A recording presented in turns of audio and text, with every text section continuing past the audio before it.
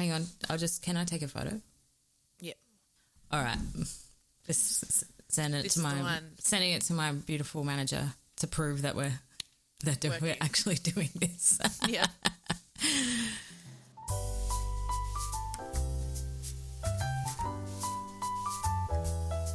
Hello, welcome to Throwing Drinks with Jen and Maggie. I'm the Jen half. And I'm the Maggie half. And this is a housewives podcast, sort of. That's also a comedy podcast, sort of. Podcast is Italiano in flavour this week. Just because well, you know what it is? My mouth is all wrong. Because, did I tell you about this? No. I had emergency dental surgery. How did you... Dude. We just talked for 45 minutes before this started. Bro, it's been a week. Your priorities are fucked. Because it's not even the worst thing that happened this week. It's just another in a long line. I don't want to start off by complaining. Look, I feel pretty good generally. But yeah, dude, are you weird with dental stuff? I don't want to freak anyone out. Nah, I love it. If you are weird with dental stuff, just maybe skip a couple minutes. Anyway, there I was, Thursday night, chomping away on a little chicken at home. Loving my life, watching, and just like that. So actually hating my life, self-harming. Yeah. And I'm like, what's that? And my chicken is a really chewy bit. It was my own tooth. It had crumbled. Oh, no. It had a filling had broken and the whole thing just, it's called an eggshell tooth or something, and it crumbled. And I'm just like, and it was my own tooth. Which one? Right at the back on the right side. Now I see you talking. You're a bit loppy. I am. Well, this is the thing, right? So I had to go get emergency dental surgery because I couldn't. You don't know. It didn't hurt, which worried me. Yeah. And I was like, it's either going to start hurting really soon or something bad's happened. You've just got no nerve in there, probably from the filling.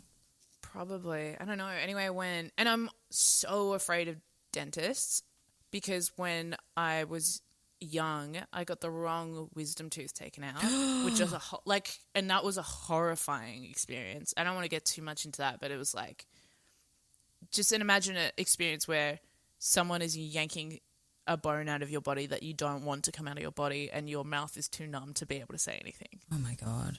Horrifying. So I find the dentist so stressful. Anyway, I went to a different dentist, obviously. Yeah. And I went to a very nice dentist.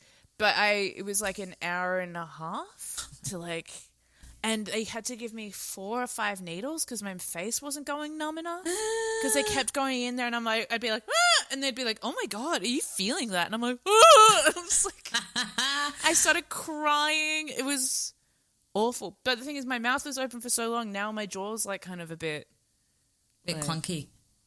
And also, I think I overextended my mouth a bit. Oh, when? To the point at the when dentist? I'm yeah. But the fact that my jaw went so wide, I'm like, am I a slut? Yes. Yes, really it is. Opening it up. We got the dentist. We got a slut in here. We need 7 more alarm. injections. Yeah, finally. Great. We got a slut patient. We don't need to put anything in, any kind of jaw widener in there. She'll just fucking pop it open for anyone. Pop away the clamp. She walks around like this. Hi. Saunters around on her knees with her fucking mouth open. Just ready to take Just it anyway. Sloppy Jen Fricker. Well, I'm sorry to hear that, Jen. It does look a little loppy. Yeah, that's all right. But that's okay. It's a cool new... I don't want to be ableist, okay? So...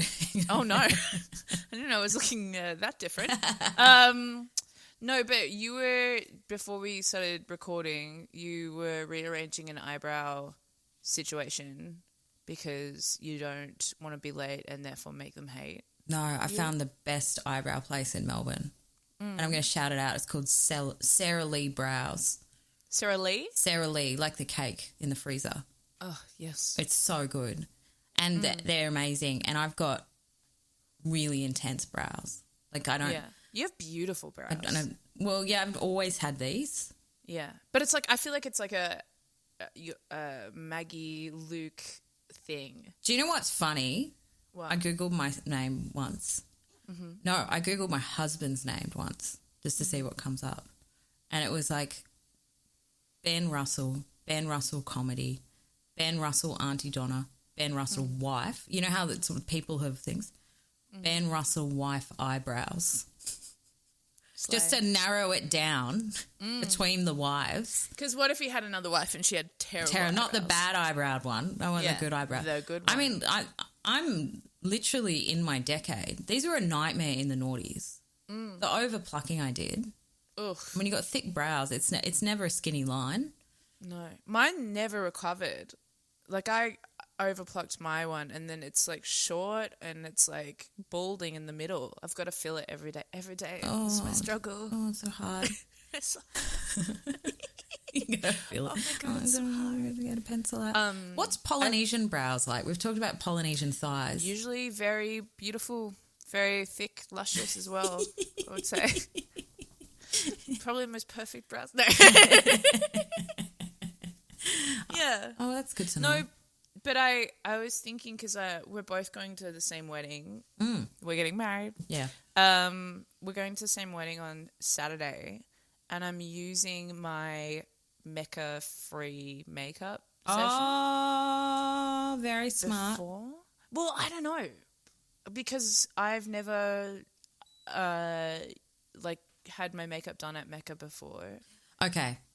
You know what I mean? And I'm like, is it good? Is it bad? Because then I did a TikTok about it ages ago where I was like, has anyone ever been able to book one? Because this is fucking hard. Yeah, they're all I booked booked this out. back in June, I think. Yeah.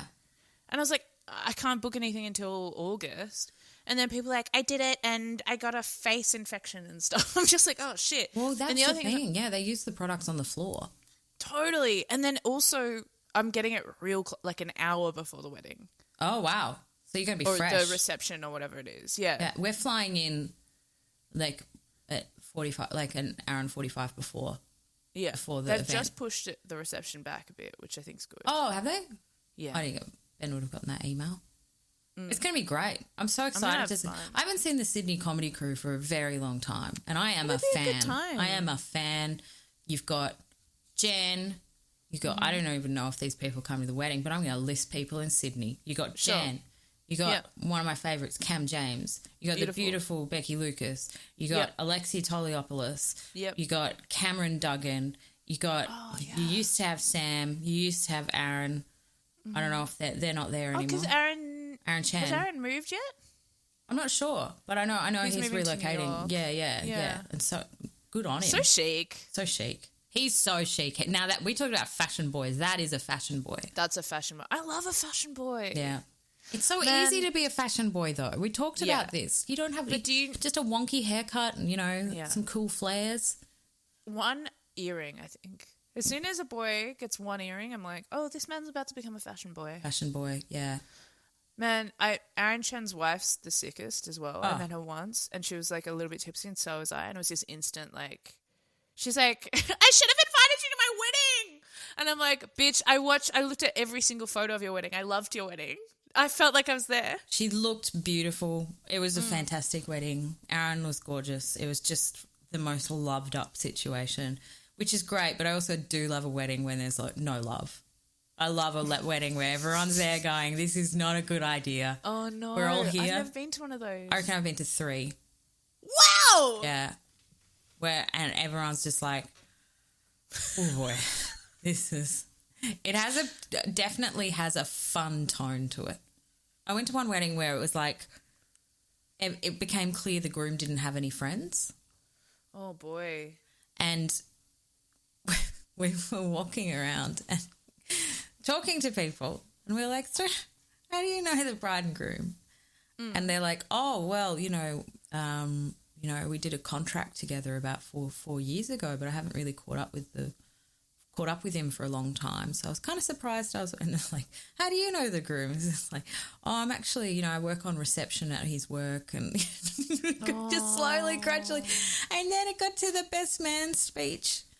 And it's clear the best man didn't really know him at all. Because the story was just recounting a dinner they had once. Like it was like we had a lovely meal. It was a degustation in 2011. We're like, this isn't him. What are you doing? You don't know him at all. The groom has no friends. And it's like that movie, what is it? The I Love You Man with Paul Rudd and Jason Segel. yeah, it was very similar. But That's also, dark. also the groom was an asshole. Like he was not. Oh. So it's probably like people are like, we're here because we know it'll be harder not to go. Yeah, exactly. Exactly. It's better to just give away our Saturday than deal with anything else further down the line. But yeah. That was rough. That was a rough one. Our Saturday's going to be fun. Oh, it'll be lovely. Yeah. It'll be nice to see you in person, Jen. Yeah. And have you met my boyfriend yet? Yeah, I met Nath. Yeah. Yeah. Okay. Met him at the pub. Yeah, that's right. And I said, Jen, pulled you aside, said, this is not the man for you. If you guys ever get married, it's going to be awkward. It's going to be weird. I'm going to say it early on so you don't get hurt. He's not the man for you. And I'm not responsible for how this changes our friendship. Have you done that you've ever... I was literally about to ask the same question. Man, I absolutely shat on a girl's boyfriend. But it was a trick one. It was a trick one because it was a girl I lived with and we were in our early 20s, right? And she was just going through a lot generally. Like she's not a well person at that time. Whomst amongst us was in our early 20s. No. And early 30s / mid 30s / mid to late 30s. And / I assume the rest of my life, honestly. Anyway, so she and this guy, it was just on again, off again. And then it really seemed off. And she was like, I'm so devastated, you know. Like, I just feel so sad and I can't believe he's done this. And I was like, babe, he literally pisses on our toilet seat every time he comes here and doesn't wipe it off. What kind of fucking animal would do that? And she was like, oh my God, I didn't know. And I'm like, everyone else in the house talks about it. We all talk about it. He sucks. And then the next day they got back together. And are you still friends? No. Are they still together? I mean, look, friendly. No. They're definitely not together. We're friendly. I would say hello to her in the street. She moved away, but yeah. I used to be very, and I've done a lot of work on myself. I don't know if you've seen Curb, like the social assassin kind of person. Mm-hmm. I was always that one in the friendship group, and I would just go, if something was up, I couldn't help myself. I would just say things, and which meant I was repeatedly that person. Like all the girls would just. What do you mean? You would just say something? Well, like you know, like like you just said, like our other group of friends had some kind of restraint when a situation like that, but they would just kind of push me forward because they knew that I couldn't help but say things. Yeah, like I had a mate who... You're a truth teller. I'm a truth... Yeah, but it's kind of like fucked. Like, you know, like you don't want that. My grandma once told me that she's never lied. Ever. You're lying right now, Grandma. She's 96. She says she doesn't believe in lies to save people's feelings. I mean, I think that's a very grandma thing to do. Yeah. I think, especially as I get older, I'm like, I care less about pretending. Oh, totally. So I can only imagine at your grandma's age how very little I forget. But it's not great when you come out in a dress and go, what do you think? You know, like that kind of situation. I love it dearly. And it's gotten her through. She's got to 96. Not ever lying. Just I respect with that. Brutal honesty. Hang on. Sarah Lee, Brow People have written back. Oh, yes. They have said, how is 1:15 today? Let me check my calendar. That is fine. That's great. Thanks, Sarah.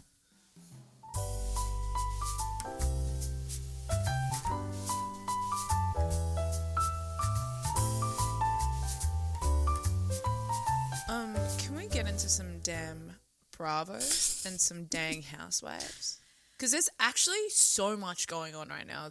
Like, I just remember, like, we have a little list, but then I just remembered something else that happened too. Yeah. Well, do you want to, you tell me what you think. Okay. Have you been watching Below Deck Down Under at all? Oh, no. Dude. Yeah, not until now. I kind of opted, this sounds weird, but I opted out of like the Below Decks and stuff because... There's a lot. There's a lot. It makes me, when I watch it as a producer for some reason, it gives me anxiety. It makes me feel like I'm at work. Yeah. And because they're always like, clean this, clean that, pack this, do that. You got a time limit. You got to do all these tasks. Yeah. And it always just like, I couldn't relax watching the show. Like, I don't know, it's something more in it that watching rich women just have lunch. Totally. It's a little bit It's easier. a very upstairs, downstairs thing, I think, where it's like above the water, the duck looks serene. Under the water, the duck is paddling furiously. Like all the below deck staff are at each other's throats. They're bloody getting tossed around by the ocean. And then upstairs, there's just a bunch of drunk women. I've been watching Below Deck Down Under. Watched the first season when it came out. And like I'm halfway through the second season, I guess. And two things. First of all, the Captain Jason. Oh. Yes. Hot. Yeah. Yeah. But also from Wagga. And the Wagga jumps out. So he'll just say a couple things where you're like, oh, you're a proper country boy. Like he'll be like, there was a guest who was in a thong and she's like, eh. And he's like, I got you a towel, to cover your ass. Like it's just like says something like that.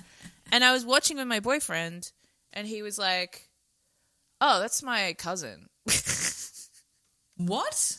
Yeah. So second cousin. Your boyfriend's related to the captain on Below Deck. And so what I'm trying to say is, Captain Jason, let's do a family reunion. Do a little, Get on the pod. Get on the pod, Captain Jason. Because, so it's like my boyfriend's mom's cousin. Yeah, still a cousin. Yeah, second cousin. Yeah. So that's amazing. And the fact he left that. I'd run home like Charlie Bucket. Like if that was kind of information that I could tell Ben or something. But actually he would probably do that to me because he probably just didn't drop think, something. Yeah, just drop something like that. Below Deck. Holy fucking shit. Dude. So we're about a week after it's aired, but basically not the latest episode, but episode before, you see two like non-consensual sexual I don't want to say encounters, but two non-consensual things happen to two crewmates, and then it's proper breaking the fourth wall too, because the producers, you literally see the producers step in and go, yo, she said no, get out of here, and then the Luke turns on the producers and then tries to slam a door in their face, and it's just like, I don't know. So I've seen a lot of reaction to it and everyone's like praising how quickly everyone stepped in, and I think it's really good. There's something about it though that just seemed so... The guy Luke's from the Gold Coast, and he's like a 40-year-old man from the Gold Coast, and I was like, that's a fucking tooly move. Yeah. Get a young girl real drunk and then get naked and climb into bed with her, even though she's said no, then I don't know. There's something about it that just like felt darkly familiar to me. You know what I mean? You know those guys that's like they're at a party and you just have the worst fucking vibe from them and they get absolutely fuckface and you can just see them circling people and it's just like, I don't know. There's something about it. But anyway, it was astonishing watching. And I think if you haven't gone into this season, get into this season. Well, it lured me in because I think I saw a clip of it TikTok. I was like, what the fuck is going on here? I think it's really interesting because I reckon if this was 10 years ago... It would have been fine. Yeah, they wouldn't have stepped in. So wouldn't have stepped in. It is a mark of time of like these Bravo shows. Yeah. You know. Well, the other astonishing thing in the same episode is one of the female staff members is drunkenly sexually harassing, and you see her over many episodes sexually harass this young kind of guy working on the boat, and he repeatedly says, hey, like, I don't really, and he's trying to be nice, and he's like, I don't really feel that way about you, like, why don't we just be friends? And then there's footage of her getting on his bed and like he's face down, so he's clearly turning away from her, so there's no kind of possible contact with anything, and she climbs on top of him and like and starts like rubbing him. And you hear the producers step in once again and go, hey, he's said no, like, it's time for you to come down. She's like, I'll come down in a minute.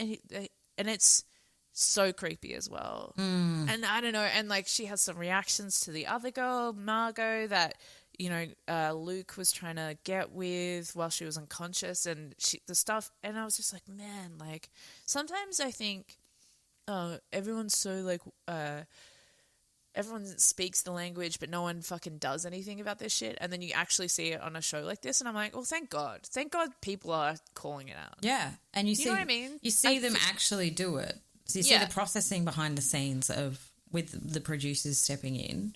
Yeah, just like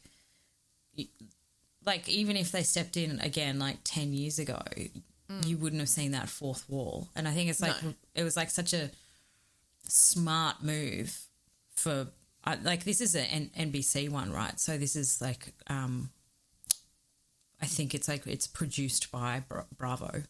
Yes, it's an American crew. Yeah, and so it's kind of making a statement of like, hey, this is how we deal with these things these days. You know, you watch some old Housewives and there's some crook stuff that's happened. And actually in saying that, coming out soon, and it's just been leaked to the press, is the recent girls' trip. And from what I understand, Caroline Manzo, who was an original cast member of Jersey, was sexually sounds like a similar circumstance by Brandy, and both of them left the trip. So so they're saying it might have happened on the trip. It happened on the trip. There's something happened in a bathroom. Far out. And Brandy was drunk and completely crossed the line. And like Caroline is like old school Italian Jersey, you know. And I'm not saying she's homophobic, but she's traditional. And I'm guessing like conservative in her views, perhaps. Yeah, and I'm guessing that line was not open or about. I don't know. It'll be interesting to watch. Interesting to see how they handle it, because it's like it's same but different in a way. Yeah, totally. But yeah, I saw it was so good how they stepped in and started that conversation. And 2 in 1 episode. It was wild. Like totally. I just watched the episode. I hadn't been watching up until then. But that other the deckhand, like they're not the deckhand, the third stew, that woman. Yeah. What on earth? Like, I think it's so interesting to actually show it though. Yeah. Because I think, like, you know, we don't often talk as women about how we can be predatory and how we can be like, I mean, I'm not saying all women are predatory. What I'm saying is like examples of that we don't often see, and we don't often see with the consequence. Because sometimes you see it in some of the other Bravo shows where women are openly like sexually harassing people and they're like, we're drunk, we're having fun. But it's like to actually see it go to its kind of full extent and then a consequence for it. I just thought it was so interesting. Yeah. Yeah. Anyway. Double standards. No, it was a big, but I kind of was like, they're like, I don't know I don't want to rip on cans, but like when you watch the other ones, they're like Sicily, you know, Bahamas, and then they kept like going back like cans. They're cans. We all know what that harbour looks like. Cans, you know. I know, it is true. It looks a lot chicer on the show. Yeah, I know. Nothing against cans. It's cans. It's got some excellent qualities, but you know, it's just like, it's also the same port where my favourite prawn restaurant, Prawn Star, is. Oh, amazing! Is it good? Yeah. Shout out to Prawn Star. We're looking for a sponsor. Star cans. Oh my god! Send us some prawns, babe. Throwing drinks brought to you by Prawn Star. That is just that rolls off the tongue. It's just a boat where you can eat prawns on it, and it's just parked in the bay. Can the slogan be "We're krilling" and like just a we're krilling it? Yeah, we're krilling it. Yeah, but anyway, I love cans. Cans is great, but it is funny. Also, yeah, I just thought that was funny. Back in cans. Back in cans. Things are getting rough, you know. You're across all Southern Charm news this week. Is there much to report? Not a huge amount. Like there was something that one of our lovely listeners sent us, and people were questioning. I think we talked about whether or not Brynn was in the background of a Shep selfie, and she's come out categorically denying it. Interesting. But there's 3 new cast members, all male. Oh. So how many cast members are there total? Because that seems like a lot. It's usually 7 or something. It's a big cast. It's bigger. They have like a lot of friends of roles, right? Because they're kind of like they go around to parties, and I think I don't know. It originally started just kind of as couples, and then they all broke up. But there is that Shep guy is weird. He's like a 45-year-old fuckboy who's like a total kind of what is it, trust fund baby? Like a just like he doesn't need this or that, but he's done some really fucking weird shit. This like I don't know. It's good TV though. It's great TV. Yeah. I'm glad Bryn's not involved because after the latest episode, I'm now fully on the Bryn boat. Me too. Oh, we'll talk about it in a second because there's one more thing I want to ask you about. But Real Housewives of Sydney cast. I saw it was announced, but I didn't want to do a deep dive too much into it because I wanted to talk about it with you. Yeah. It looks... It's my hometown, baby.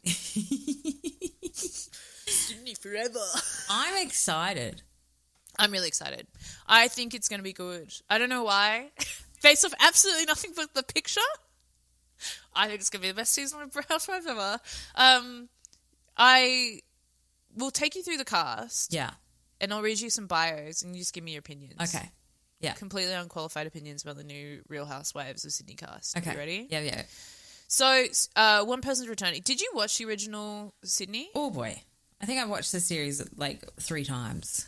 Yeah. Because it's so fucking batshit crazy. Like... It's feral. It's just bizarre. Bizarre from the get-go. And... like, in the fucking world of Housewives, it is so left of field. Yeah. It was weird at the time. They made the right call cancelling it. There was a lot of weird shit that went on behind the scenes from what I've heard.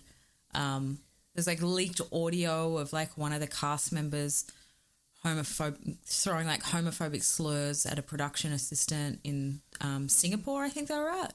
Oh, my God. I mean, like, the whole thing. And they had, like, I personally didn't like the Lisa Oldfield connection. I didn't think... No, I didn't either. And then I keep seeing people on TikTok being like, hey, bring Lisa back. It's like, nah, man. She was like, I can't shake the fact of, like, and bringing her husband, that cretin, horrible individual, on the show, like, just for clicks and interest. I kind of get it, but it's also, it's like... real cynical. Yeah. It's really cynical. I didn't like it. I was like... Because it goes beyond a difference of view.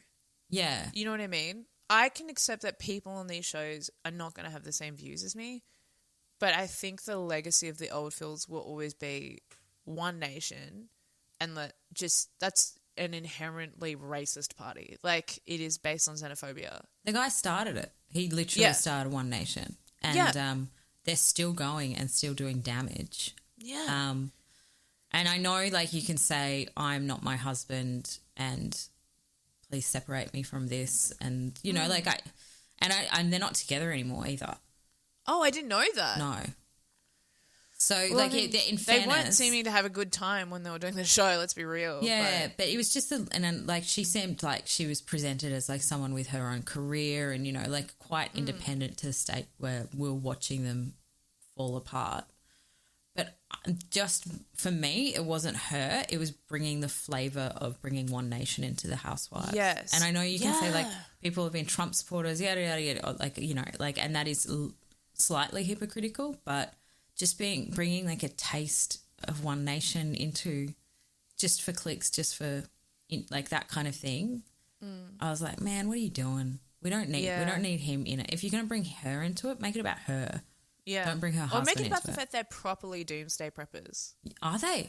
I've told you about this, haven't I? No. So my friend was a journalist at Vice and did a short documentary on the Oldfields and went to their compound in Terry Hills, which is like, it's not like hugely rural. It's like, it's rich white people country. Okay. But it's like where they can have a bit of space to do weird shit. You know what I mean? I like to call them hobby farms. Yeah, a lot of hobby farms going on. A lot of death by crossbow, that kind of thing. Yeah.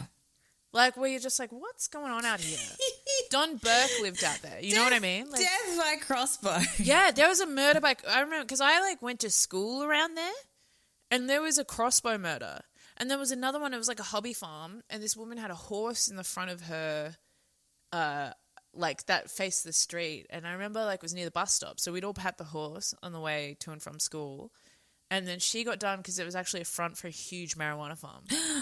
Oh, Yeah, I mean, which actually I think it's cool it's and cool, legalize it's fine, yeah, like, you know. It's actually very slay. Yeah. But yeah, weird country, right? So my friend went out to the Oldfields compound, and they have like a full-on gun locker, and they make their kids run an obstacle course like every single day to like prep for. I don't think it's explicitly said a race war, but some kind of situation where they have to defend their own.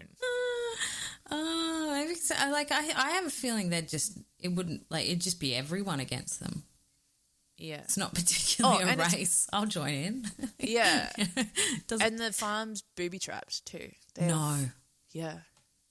That's so funny. Crazy. Anyway, so she's not back.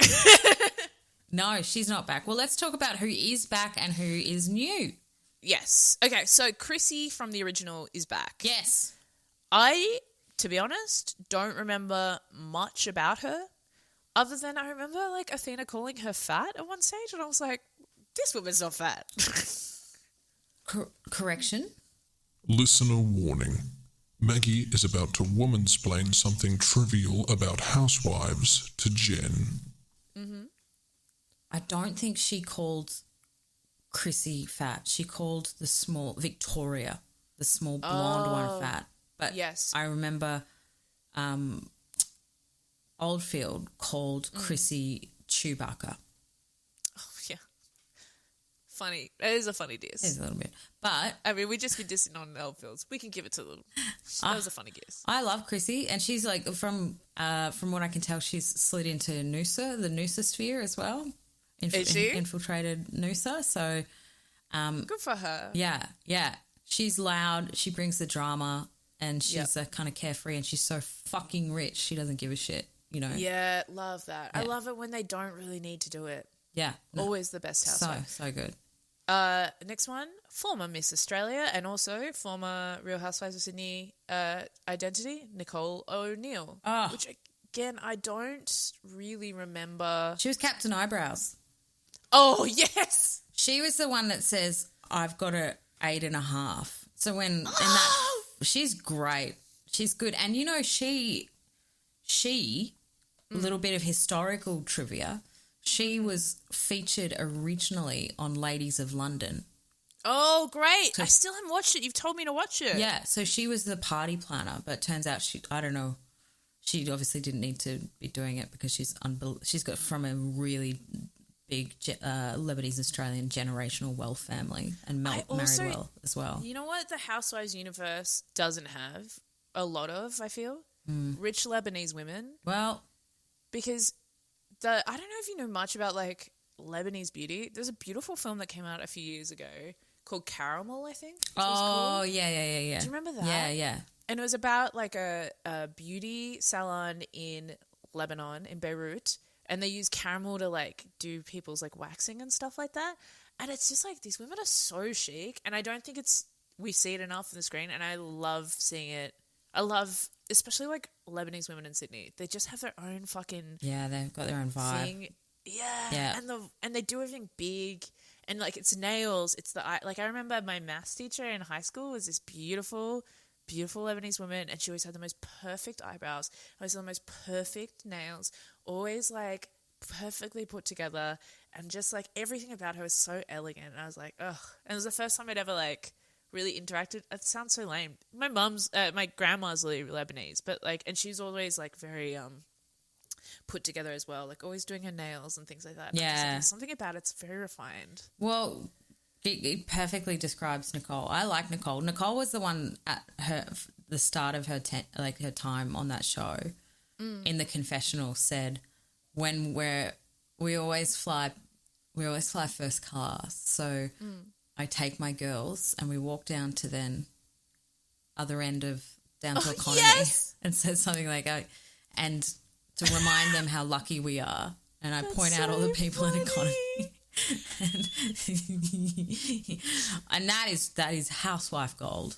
That's just absolutely. So yeah, she's good value. I like her. Yeah. Stunning.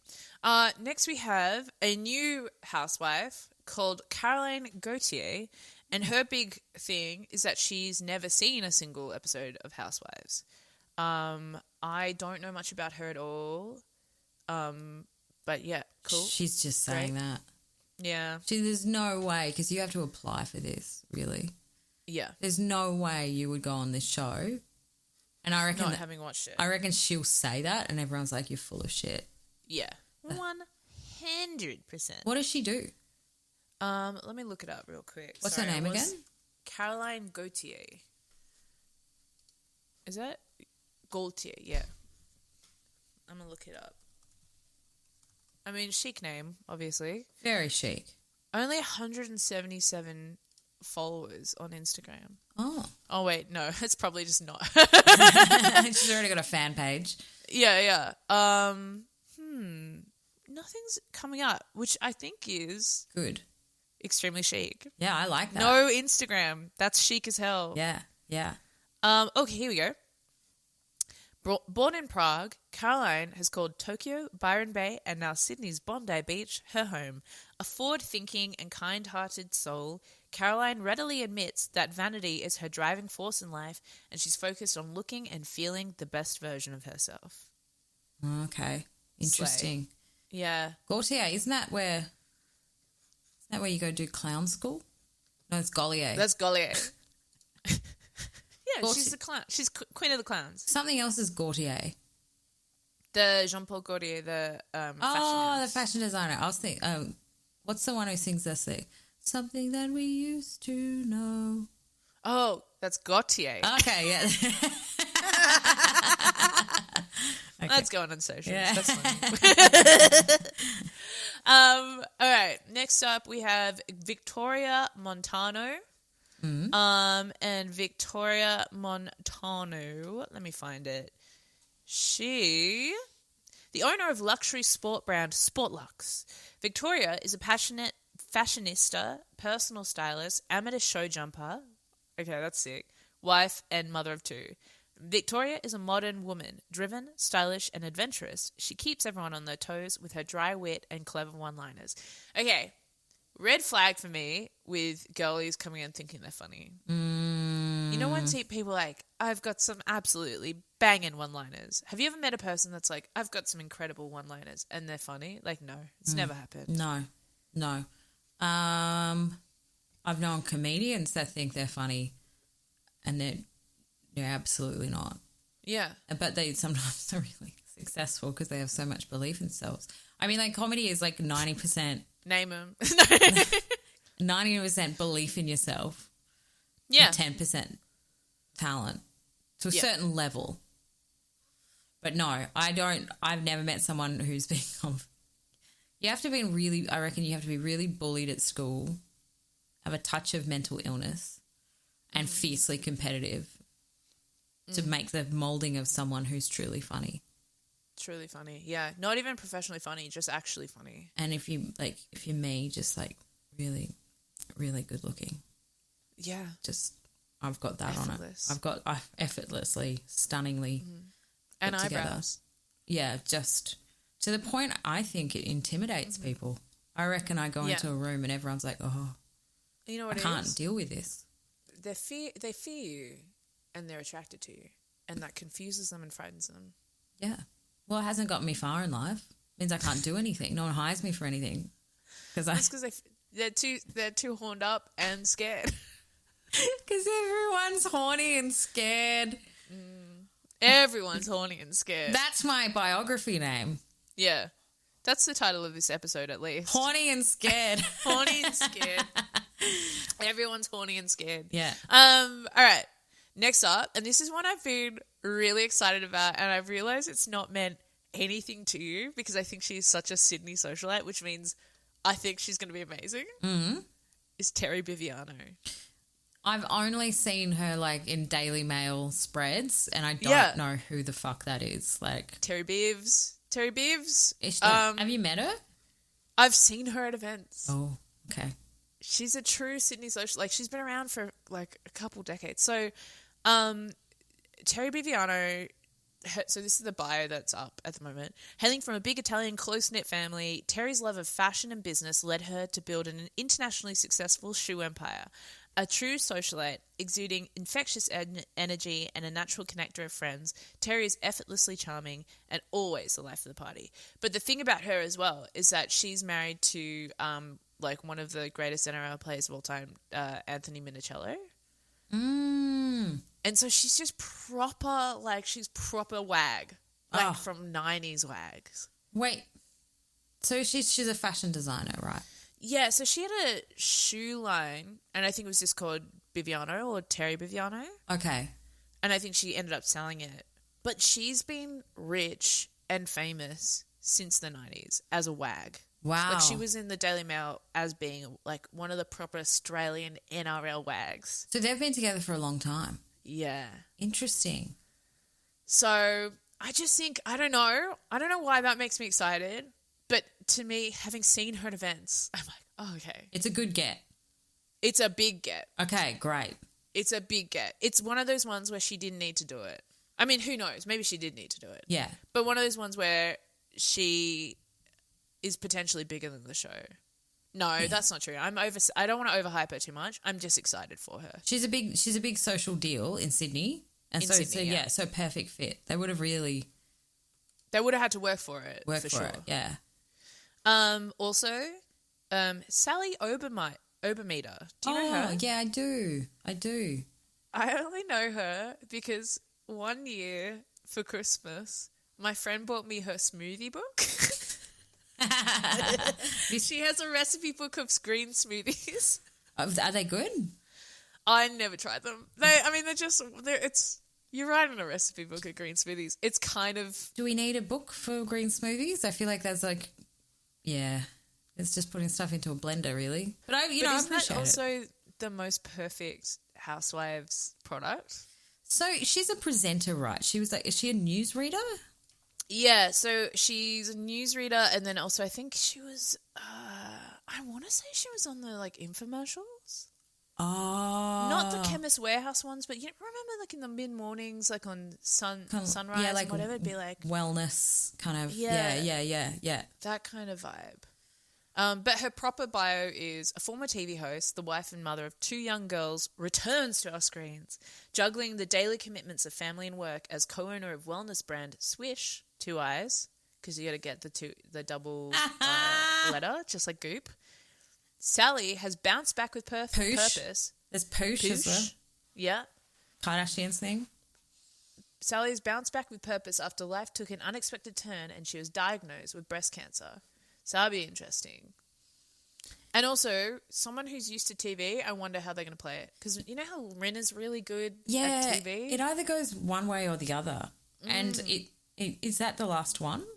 No, there's one more, which is kind of an interesting one. The last one is, her name is Dr. Kate Adams, and she's known in Sydney because she is like the head doctor at Bondi Vet's vet practice, the Bondi Vet Hospital. So she's a vet? She's a vet, yeah. Kate is a oh man, my mouth. Kate is a trailblazer with an inspiring professional track record. Entirely self-made, Kate is a savvy entrepreneur who ventured into startups before selling to focus on her globally famous practice, Bondi Vet Hospital. So I don't know, maybe she's like a co-pro on the Bondi Vet show as well. Yeah. That's 10, isn't it? Yeah, that's Dr. Chris. It's interesting because it's like, from what I can gather, you've got 2 camps there, right? You've got rich socialite wives and women's, obviously with like other things going on, but that's like Nicole, Chrissy, is it Terry? Is that what her name was? Yeah. Terry Bibbs. And then you've got self-made business women. It'll be interesting to see how they're going to mesh that, like... Yeah. Like aggressive business women with kind of the OGs who've done it before, who are like more stay-at-home mums style. And also people who've already had media careers. Yes. So know how to play the game a bit. Because I think we don't really see that a lot in in that we don't really see multiples of people with media careers on the shows, like with what's her name, Heather Dubrow on Orange County. She's kind of like the main one. Taylor Armstrong a bit because she'd already been a housewife for a while. Lisa Rinna and Kyle Richards on Beverly Hills. But like people who actually are known already joining the show is kind of on the rarer side, I think. And it can go wrong. Like, look what happened with Denise Richards. Yeah. She wanted too much control. Yeah. She wouldn't, from what was presented, she wouldn't relinquish control. Yeah, exactly. And so, like, she didn't do any recording and it got really boring because she was just like, no, this is acting and I know what I'm doing. And another one, like, I've started reading Not All Diamonds and Rosé, and it's a really interesting book that... Who wrote it? I've forgotten his name, but it's kind of a compile of interviews. So like the whole thing, the whole narrative is small paragraphs of people talking their way through seasons. So they've got all the executive producers. They've got Andy on the record. They've got the network guys, and I've only really just started into the chapter that is Orange County and how the whole thing was made. How it came about. It's fascinating. Well, to us and anyone listening who's into this, really recommend reading it. But one hiccup they did have was the first person they cast was Gina, and she came from a producer background, and they kind of alluded to that would be a positive because she kind of knew how to make TV. But it actually became a real negative and really frustrating for them because she was constantly breaking the fourth wall. So she'd be doing something and she's like, is that a good angle? Or, you know, this, that, the other. And they're just like, can you just fucking just wash the dishes? Because they don't know how to be. Yeah, just be. Exactly. But it's a really good book. And I'll lend it to you, Jen, and maybe like next week we can have a chat about it because I'd love to hear your thoughts. Yeah, I'd love that. Bring it to the wedding. I'll bring it to the wedding, yeah. It's just the first chapter, like, is just really interesting on how the whole thing came about. And, let's talk about it next episode because I'd love to hear what your thoughts on it. Let's save it and let's catch up. And, I think it's really fascinating. But I'm like a production nerd as well because I come from a TV background. So a lot of that stuff I find really interesting. Well, that's it. That's kind of why I love Housewives because, like, having worked in TV, for me, the idea that, like, you know how I've interviewed reality TV people too, and the question I always ask is, like, how are you not always constantly aware that you're being filmed in your mind? And they really do say repeatedly, we completely forget about the cameras after a certain point. And I just cannot imagine doing that ever in my life. No. My constant fear is like what angle I'm at when there's a camera on. Speaking of angles, what are your angles on this recent episode of New York? Okay, I actually really enjoyed it. I have notes. First of all, we wrapped up Bryn's Giving, and it was more about Bryn's childhood, which just sounds so fucking brutal. Like, good on her for still putting herself out there. I don't know. It's made me, as I said at the top of the show, 100% on board with her now. Love seeing this side of her. Knowing that people have come through pain like that to create a beautiful life for themselves. Gorgeous. Love that. The girls confronting Jessel about the cackling hags comment. Man, I love how Jessel cannot compute her own emotions or those of others. You know, like, I think she just really struggles. And I think she does this thing in the arguments I've seen where someone says something to her that she finds slightly confrontational. Like when she was talking to her husband in the previous episode and he says, well, you know, like sometimes your tone, and then she goes, so you're saying I'm a bitch. And like, or like the girls, when Erin is talking to her and she goes, you know, I think you're used to being kind of catered to. And she goes, so you're saying I'm a princess. And what she does is like she takes their argument and makes it worse, puts words in their mouth, and then makes it worse to then throw back at them. And it's a real manipulative thing. Like, it's kind of, but it's also something that's like very deeply insecure in a way to not actually like hear what someone's saying. And I'm just like, oh, I think it was very lovely of like Sai to be like, oh, something's up, something's wrong. And it's like, yeah, because a person doesn't act like that unless something's going terribly wrong. Yeah. Yeah. And I think for me, it just really reminds me of Ramona. Like, that's not the character that who's always putting her foot in it, didn't really give a fuck. You know. I think Jess will give so much of a fuck, though. That's the thing. Yeah, no, you're right there. It was very strange, that Tribeca. I mean, I don't really like Erin, but that Tribeca comment was really funny. And Erin's like, this is the most expensive postcode in New York. It's like, yeah, but it's got a way to go. The way that the girls were like, all sitting around being like, and then she said, Tribeca is up and coming. Like, and then the other one's like, tell me you don't know anything about New York without telling me you don't know anything about New York. Like, it's just like the way they were, I was like, it's so funny and it's such an in joke and it's so like petty and shady. And I was like, it's so funny. Yeah. I feel like it's a real, it made me feel close to the girls, I gotta be honest. Oh, that's you know nice. how like you can just like share, I don't know, when someone just kind of, you know, when just someone really comes in so hot and it's very clear they have absolutely no idea what the fuck they're talking about. And then you get to enjoy that with your friends later. Yeah. Beautiful. What I felt angry about that there wasn't enough of, I could have watched a whole episode of Jenna Lyon's closet clean out. There was not enough of that. That was crazy the way they just skipped over. Oh yeah, Beyonce wore that. Yeah. Sell it. Yeah, sell it. And so that went to the Met Gala. Oh, sell it. That's what I meant. That's iconic. Sell Michelle Obama, sell it. I'm like, whoa, slow this down. Yeah. You need 20 minutes on this segment. I want to see And I'm not seeing enough things. of the clothes. No, you just give flopping me them out. more. More clothes. Like, that's what she's there for. We want, like, as well as being Jenna. Like, getting access to her wardrobe. Yeah. And then I think that's literally the only reason why she got away with not going to Jessel's launch, I reckon, is because she gave them that. That's my instinct. Yeah. I think feels like she's kind of trying to distance herself slightly. Well, she did do the Christmas tree with her son.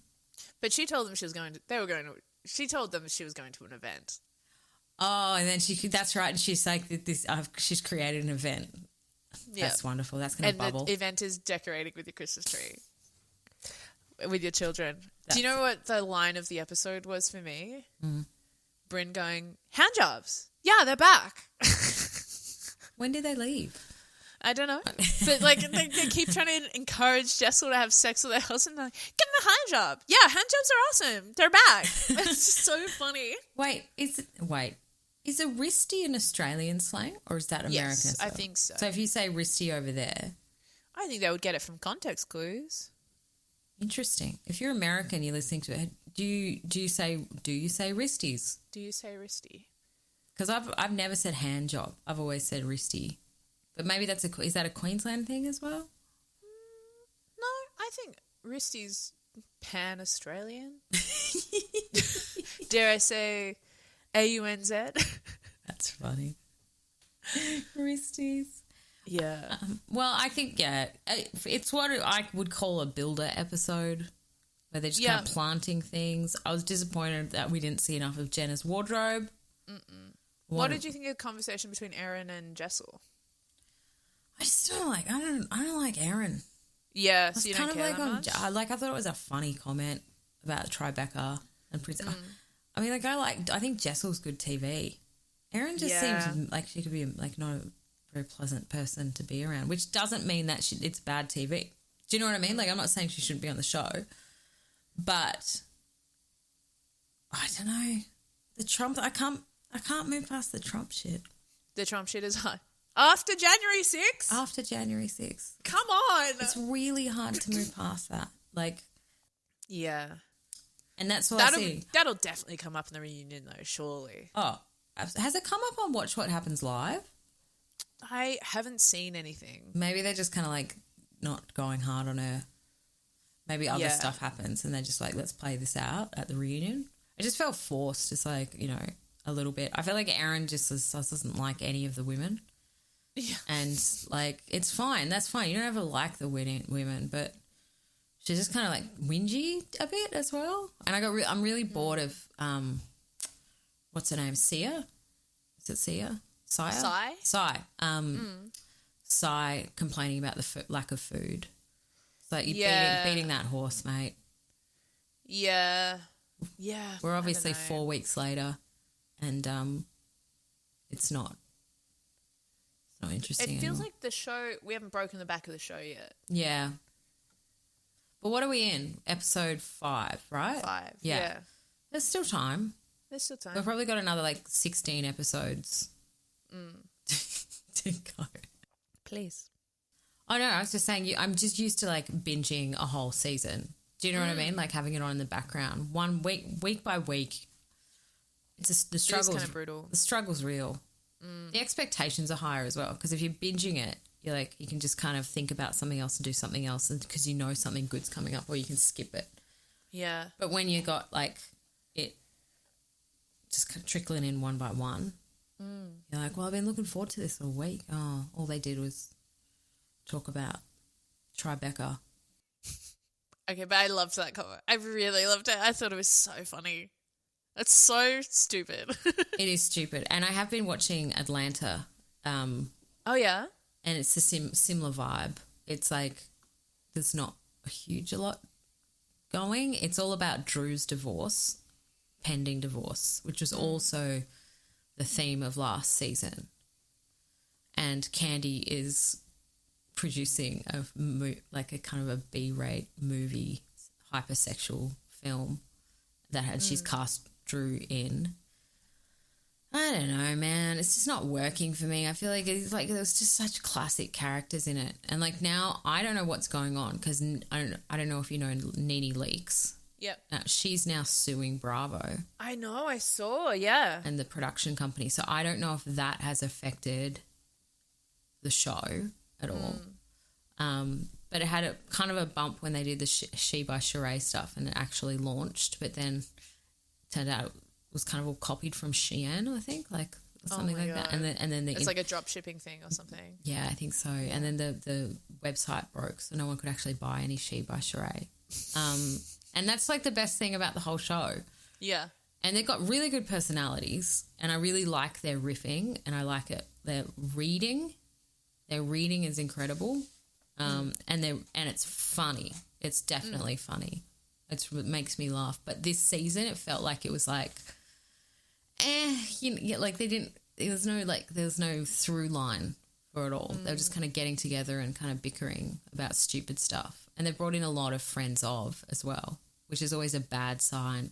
Yeah, because it means there's nothing happening with the main cast. Yeah, it's pretty much Marlo and Candy, I reckon, driving the show. And Marlo's been a friend of for many years, and this is her first season where she's not. She's actually a cast member, and everyone's been calling for it for ages because she brings so much drama, and she's got such a good backstory. But I don't know. I just feel it's like wishy-washy, and I feel it's Salt Lake City. I mean, New York was a bit wishy-washy. Yeah.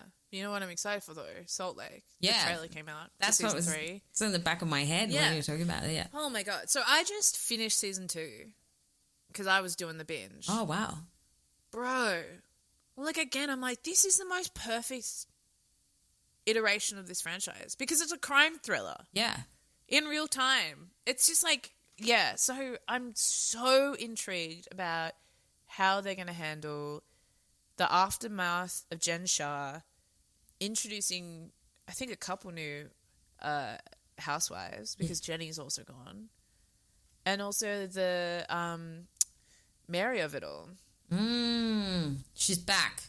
She's back. The eyes. She was such a... It'd be interesting, I think you're right with Mary, because it's like she just really opted out. The fact she didn't come to the reunion is wild. Apparently that's like an instant death if you don't come to the reunion. But they must have just been like, you are so good. We have to make this work. And I think they've got to have kind of like I mean, like Jen Shah is like a nightmare human, but great TV because she had just no filter and she can blow off steam. And she really believed what she was saying, even if it was a lie. You could tell she really believed, or she decided to believe whatever she was saying. And also, she's just perfect TV because, like you say, like she's perfect TV because she just had like a gaggle of people attending to her constantly. Yeah. It's like illegally. Cinderella and the mice, like just following around, primping her, making sure she looked great and everything. Every outfit, like over the top, like she filled a screen with like so much activity. Fake Gucci and fake Gucci, energy. exactly. Yeah. And then the ability to go 0 to 100 in terms of emotion. Yeah. Like, again, probably a nightmare human who was found guilty of defrauding vulnerable people. But in terms of television, unfortunately, it makes her the perfect villain. Oh, she was a great villain. And my favourite part was when she stole from Meredith's store. Oh, my assistant. God! That was kind of happened, and then they didn't. And then they hated each other, but it was never really brought up. It's because your assistant stole. And you still continue to work with them. Yeah. Yeah. That's wild. Oh, my God. Yeah, I'm really excited. Have you ever looked up Meredith Marks's jewellery? I think I attempted to the other night. I haven't really looked at it, no. It is so expensive. Yeah, right. It's like proper high end. I just love her weird accent. Oh, yeah. What you did to my family. I've been practicing it. I always just say family. Where's she from again? Well, I think she said she's originally New York, that she moved to Salt Lake. Like similar to, what's her name? Lisa. Yeah. Yeah. No, she's great. I like all of them. I kind of fell out of, in the recent girls' trip, when they went to Thailand, I fell out of love with Heather a bit. And I thought, she was really presented as the voice of reason. The narrator, yeah. But she just, in that girls' trip series, she just constantly was bickering with Whitney about the same thing. We're not supporting each other. It's like, oh, man, you guys have got to move on. This is so boring to watch. Yeah. It made me kind of love Lisa Barlow a bit more because she's just so wild and if you just unhinged. The reunion and knowing that they'd only just seen within 48 hours the tape of Lisa Barlow saying all that stuff about Meredith behind the door. She's a whore. She slept with half of New York. And then watching that play out again, I'm just like, this is amazing television. Yeah. You can't write that. No. And it's just that whole weekend when they were in the spa and stuff like that, and Mary's confrontation with Lisa Barlow, how she was like weaponizing the fact that Lisa ate Taco Bell. She's like, you eat Taco Bell. She's like, yeah, I love Taco Bell. Yeah. It's like, what, I just think it's brilliant. I'm really fascinated to see how they work with Mary. Yeah. And whether she came to them or they went to them. Stuff? Yeah, it's wild. It's wild. And she opted out so hard of the season. Well, because the episode where her followers are saying, you're a facsimile of God. It's like, yeah, how can you answer to that? And the racism, when she did Jenny's accent. Oh. And talked with the slanty eyes and the yellow undertones on the skin. It was just like, oh my God. But then surprised Jenny, do you know what I mean? Yes, I mean, God. Maybe Mary already knew all of that stuff. Maybe. I don't think she did. No. I don't think Mary goes Something gives me the idea that she did it. Oh my God, I'm very excited. And Jen and I have formally made an agreement that we will be covering Salt Lake City when it's back. Yeah, I just think there's just so much there. And God, it'll be great. It'll be bang because we know, 60% of the characters as well. So it's not about getting to know people. You're not going to have that 6 or 7 episodes of just figuring people out. This one, they're going to come so hard with this. Well, that's it. And if you haven't seen Salt Lake, which I reckon you probably have if you're listening to this, but if you haven't, watch it because it's such a high standard. Yeah. And from then on, you will be holding every other show, every other franchise to that standard. Yeah, absolutely. Yeah, try that. I know Potomac's coming back, Beverly Hills is coming back. There's so much. And we're going to try and cover as much as we can. But we are two mere women. Just women. We're just women. We're just little girls. We're just innocent women.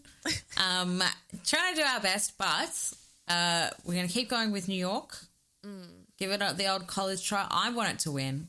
I want General Lions on my screen. Win. Yeah. I want, if not, Andy, anyone, pluck her out, give her another show. Give her her own show again. It's like even give her own show. It doesn't even have to be Bravo. No. You know, it could be like, HBO. Well, I think she had an HBO reality show, didn't she? Listener warning. Maggie is about to incorrectly correct Jen. Stylish with Jenna Lyons is, in fact, on HBO. Was that the styling one? Yeah. Was that HBO? I know it's on Hey You. I don't know. She was on Girls on HBO. Yes. She deserves that kind of level show, I reckon. Yes. She deserves drama. more. Yeah. I've bought a lotto ticket, and if I win, Jen, I'm giving her a call. Oh. I'm going to come back with crisp linen shirts that are unbuttoned down to my fanny. Fuck yeah. The pearls and tie situation? Come on now. There's diamond tennis bracelets and anklets and a collar. $500,000 on your wrist. All of it. I'm just naked. That's how, just wear big old glasses, different attitude. You'll be like, where have you been? I'm like, I was at an event. I was at an event. I've been styled by Jenna Lyons. I only own a few diamonds and I'm not going to stop there personally. I've decided I'm going to buy ethical diamonds. It's really brave of you. When we got engaged, I was like, great, I finally have a reason to get some ethical diamonds. And then I was like, oh, now I can never get them anymore. And I'm like, no, I'm going to be dripping in them by the time I'm 60. Drippy. Yep. Go into the ethical side of Prouds. The ethical it's the most section. unrelatable you've ever been. The ethical section of Zamels. I want to get to the Jenna Lyons stage. Yeah, it's a high standard and it's perfection. And I think you, of all people, can get there. I do. I think you can. We'll be living in a tent. Yeah, but you'll look incredible. Just be covered in diamonds. Yeah. Everybody like, oh, I wanted to hang out with Maggie, but she glimmered so much I can't see. actually look directly at her in overhead sunlight. Yeah, it was like standing at the step and repeat at the Grammys. It was just blinding me the whole time. It was a lot. It was too much. That's it from me, I reckon. That's it from both of us, I reckon. Thank you so much to everyone who's already left a review, by the way. Can I just say, so nice. Makes our day to see more reviews getting added. And, if you can please share and like and leave a little comment, review if you haven't already. We love doing this. It's like it's our fun thing that we do for ourselves. And so if you love it as well and we hear from you, it makes our day. Yeah, and I think we have a bit in store where we might be, looking at doing more episodes and adding some fun stuff in as well and setting up a Patreon in the next couple of weeks. Yeah, big things coming soon. Yeah, really good. Thanks for having me, Jen. Thanks for having me, Mag. You're welcome. All right. See you next week. See you next week. See you. Bye.